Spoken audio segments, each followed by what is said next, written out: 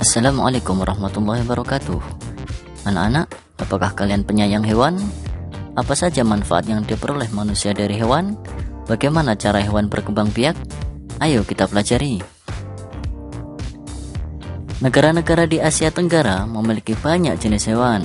Beberapa di antaranya ada yang dijadikan sebagai makanan, simbol negara, atau dijadikan binatang peliharaan. Misalnya gajah putih yang dianggap suci oleh beberapa negara di Asia Tenggara, seperti di Myanmar, Kamboja, dan Thailand. Menjaga gajah putih adalah usaha yang sangat mahal, karena pemiliknya harus menyediakan makanan khusus untuk gajah. Indonesia dikaruniai luas wilayah lautan lebih besar dibandingkan luas daratan. Luas lautan Indonesia mencapai 5,8 juta kilometer persegi. Di dalam lautan Indonesia tersimpan potensi perikanan yang cukup besar. Salah satunya ikan tuna. Ikan tuna adalah salah satu ikan yang paling banyak dicari negara lain, seperti Jepang, Amerika Serikat, dan Uni Eropa. Tahukah kalian burung yang hidup di negara tetangga kita? Burung takurdahan hidup di Malaysia. Hewan ini termasuk hewan yang dilindungi negara. Hewan-hewan tersebut merupakan sebagian dari hewan yang hidup di Asia Tenggara.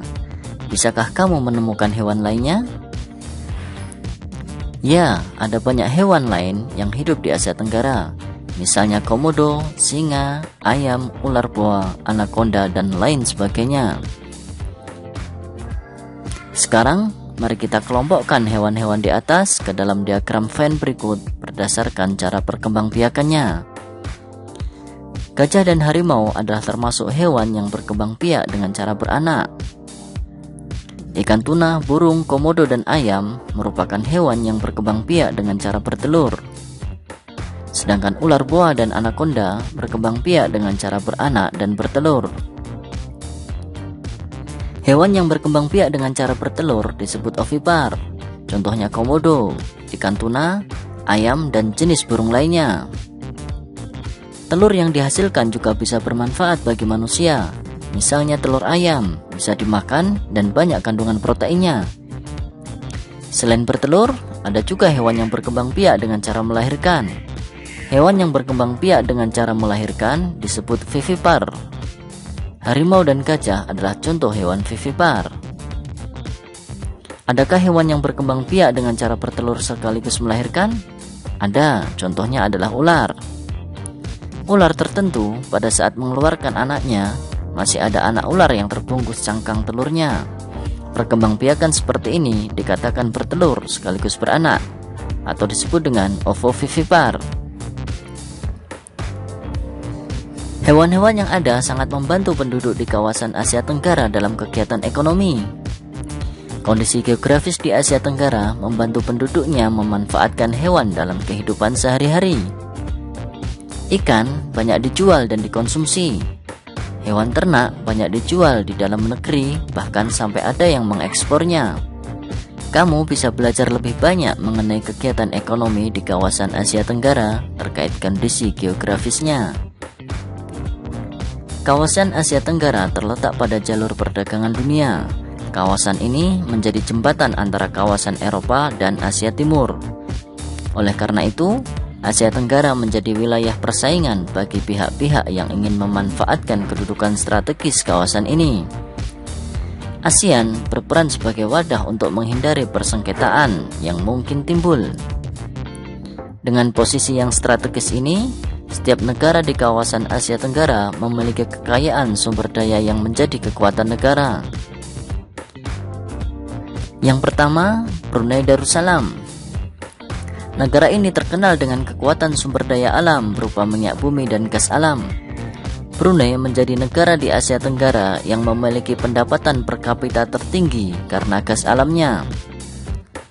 Yang kedua, Filipina. Filipina adalah sebuah negara kepulauan yang mata pencahariannya sebagian besar penduduknya adalah bidang pertanian. Filipina berhasil menjadi salah satu negara di dunia yang dapat membangun dan mengembangkan pertaniannya dengan baik. Beberapa produk unggulan hasil pertaniannya diekspor ke berbagai negara, seperti nanas, padi, kelapa, dan gula. Hasil pertanian ini juga yang menunjang perkembangan ekonomi negara ini. Yang ketiga, Indonesia.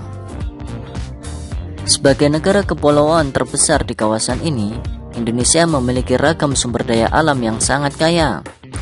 Banyak hal yang dapat dikembangkan untuk memperkuat perkembangan ekonomi Indonesia. Saat ini, Indonesia mengekspor minyak dan gas bumi, tekstil dan produk-produk dari kayu. Pertambangan menjadi salah satu pintu masuk para pengusaha mancanegara ke Indonesia. Keindahan alam Indonesia pun merupakan daya tarik yang menjadi sumber devisa negara dari sektor pariwisata.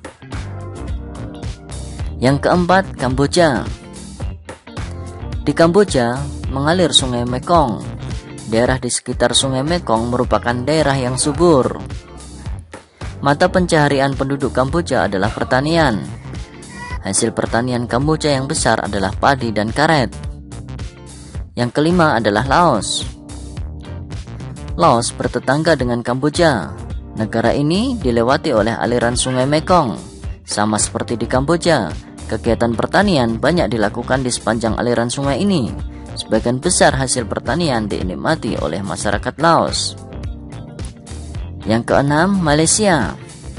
Kegiatan ekonomi utama penduduk Malaysia di bidang pertanian, pertambangan, dan perindustrian. Perdagangan internasional merupakan salah satu kegiatan ekonomi Malaysia yang mengalami pertumbuhan tercepat.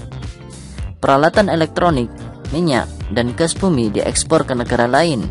Produk dari kayu, minyak sawit, karet, tekstil, sepatu, dan bahan-bahan kimia yang diperdagangkan di dunia internasional. Yang ketujuh, Myanmar. Mata pencaharian utama penduduk Myanmar adalah pertanian, perkebunan, dan pertambangan. Padi merupakan hasil utama dari pertanian di sana. Myanmar merupakan salah satu negara penghasil padi terbesar di Asia Tenggara. Yang kedelapan, Singapura.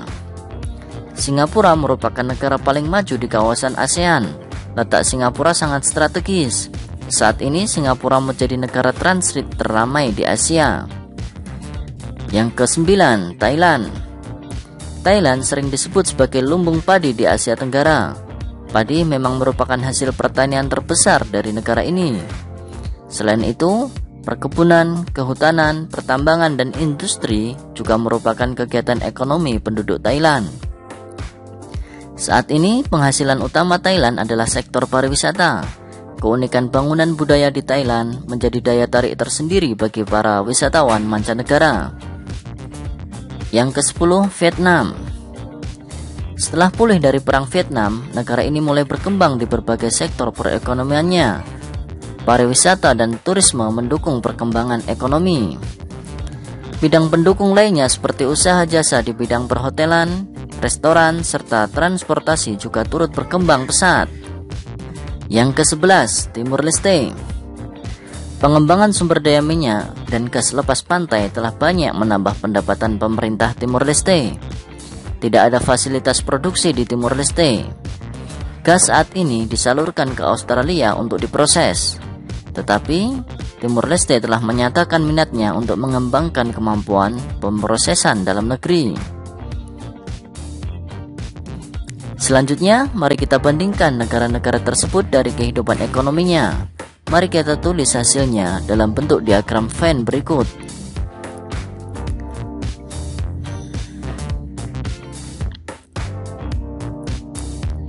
Selanjutnya, kamu akan mendengarkan gurumu membaca teks laporan dan mencatat fakta-faktanya. Simaklah dengan sesama teks yang dibacakan oleh guru. Bebek. Bebek adalah unggas yang hidup di darat tetapi menyukai perairan. Penduduk Indonesia banyak memanfaatkan daging dan telur bebek untuk kehidupan sehari-hari.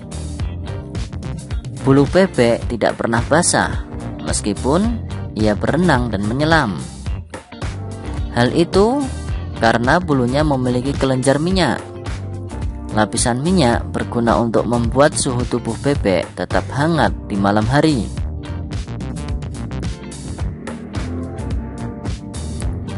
Mari kita gunakan diagram berikut untuk mencatat ide pokok yang kita temukan.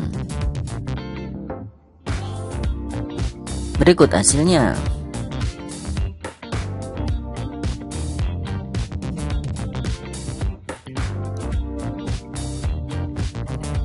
Pembelajaran kita sampai di sini dulu ya. Sampai jumpa dengan pembelajaran selanjutnya. Semoga sehat selalu. Assalamualaikum warahmatullahi wabarakatuh.